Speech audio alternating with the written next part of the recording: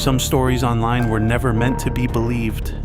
A photograph posted as a joke, a diary nobody asked for, a children's show that technically never aired, and yet each one convinced thousands of people it was real enough to lose sleep over, real enough to pass on, real enough that the person who wrote it eventually had to come forward and explain themselves.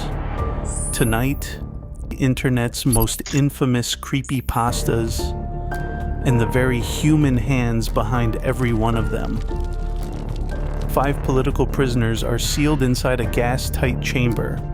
The year is 1947 in the Soviet Union. For 30 days, scientists pump an experimental stimulant through the vents to keep them awake. By day 9, the screaming starts, only to break into an eerie silence. When researchers open the chamber, they do not find desperate captives begging for rescue. They find feral, self-mutilated entities demanding more of the gas. For years, this leaked file narrative circulated as genuine Cold War history backed by a terrifying, emaciated photo of a grinning subject. But the Soviet archives hold no record of any such experiment. The entire legend traces back to a single user named Orange Soda, who posted the story to the Creepypasta wiki on August 10, 2010. The haunting image used as proof is not a dying prisoner, but a commercial Halloween prop. Named Spasm, this animatronic straitjacketed mannequin was designed by Morbid Enterprises and sold at Spirit Halloween stores starting in 2005. Millions mistook a plastic seasonal toy and an anonymous forum post for a dark military secret. A bone-white face with a blood-red grin and unblinking eyes stared out from early internet forums. This was the face of Jeff Woods. The legend describes a 13-year-old boy who moves to a new neighborhood only to face brutal harassment from local bullies. During a violent birthday party confrontation, a struggle ends in fire and bleach. The flames whiten his skin and burn away his eyelids. Driven mad by his reflection, Jeff carves his mouth into a permanent, tragic smile. He murders his family that night, whispering a final command to his brother, "Go to sleep." But before this narrative existed, the terrifying face already lived online, originating from a 2008 Photoshop of a teenage girl's picture. The written legend came much later. In August 2011, a user named GameFuelTV uploaded the complete story to the Creepypasta wiki, crediting his brother Travis as the writer. Through copy-paste forums and early YouTube readings, Travis's fiction became an internet sensation. Soon, spin-offs like Jane the Killer and Homicidal Lou turned this single forum post into a permanent, fan-built mythos. An email arrives in an inbox marked with a harmless but urgent subject line, "Smile, God loves you." Inside is a link. Clicking it reveals a flashlit Siberian husky sitting in a pitch-black room. But the dog's mouth is stretched into an unnaturally wide grin, lined with sharp, human-like teeth. The legend warns of a viral curse. The dog begins appearing in your dreams, demanding a single task: spread the image. If you refuse, the nightmares bleed into your waking life, driving victims like an early witness named Mary E.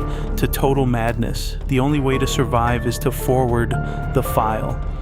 This survival mechanic was the narrative engine of a story posted to the Creepypasta wiki on August 27, 2010. The author, Michael Lutz, wrote the entire Mary E. investigation as web fiction. Lutz wrote the story, but he did not capture the image.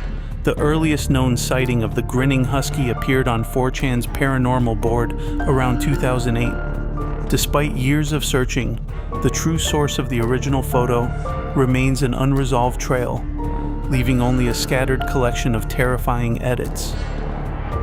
Jack Nyrus was a teenager sacrificed to a dark cult, his eyes gouged out and his empty sockets sealed with a boiling mixture of hot tar and blood. Transformed into an eyeless predator, he stalks the living. In 2013, this nightmare materialized through 19-year-old Mitch and his brother Edwin. Living in a cramped, dark apartment, Mitch woke to a strange thumping near his window. The next morning, Edwin discovered a jagged, unexplained gash on his cheek. The horror turned anatomical when a sudden hospital examination revealed Edwin's kidney had been surgically harvested, leaving only a half-eaten organ on the bedroom floor. Mitch attempted to photograph the intruder, a silent, clawed figure in a black hoodie and blue, featureless mask whose hollow sockets leaked tar-black fluid, but a camera could not protect them. During a desperate flight into the nearby woods, the entity struck, claiming Edwin's life before morning. This legend left early forum readers with a chilling, permanent warning. Physical security is an illusion, and locked doors are useless once he chooses you. A husband and wife wake in the dead of night to find a pale, hairless figure crouched at the foot of their bed before it scrambles on all fours into their daughter's bedroom. When they reach her, the daughter's whispered final naming identifies the creature as the Rake. It moves on all fours, but stands nearly 6 feet tall when upright. Its gaunt body is covered in bone-white skin stretched tight, tipped with long claws and dominated by hollow, lightless eyes. The Rake follows a patient pattern, watching people from the edge of the bed before attacking. If you wake and pretend to sleep, you might survive. But once it knows you have seen it, it stops watching and starts moving. What gave this legend its power was its claim of historical authority. Online lore traced sightings back to the 1100s, citing a 1691 sailor's log that recorded a nighttime visit from a pale, hunched beast. This old report language made the modern creature feel like a documented piece of history.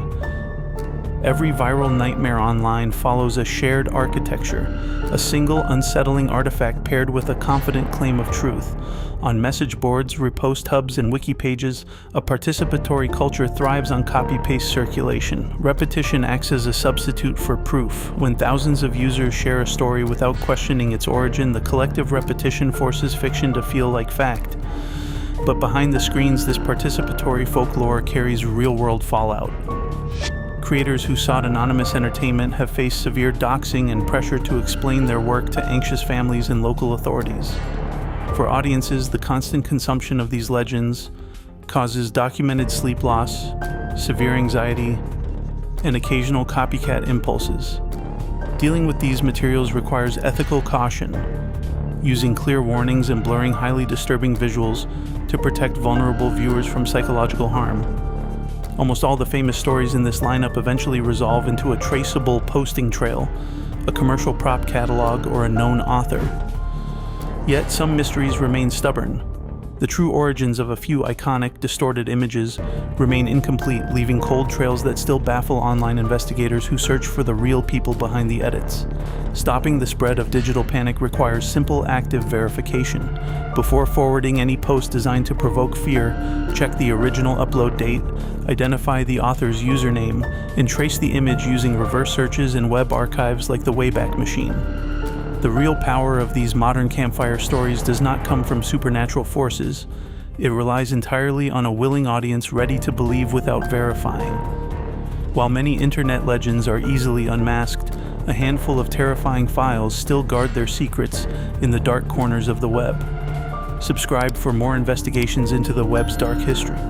Our digital monsters weren't born in the dark, but crafted by very human hands. Yet, with some internet mysteries still defiantly unsolved, the shadows continue to whisper. What else is waiting to be clicked? Subscribe for more dark truths.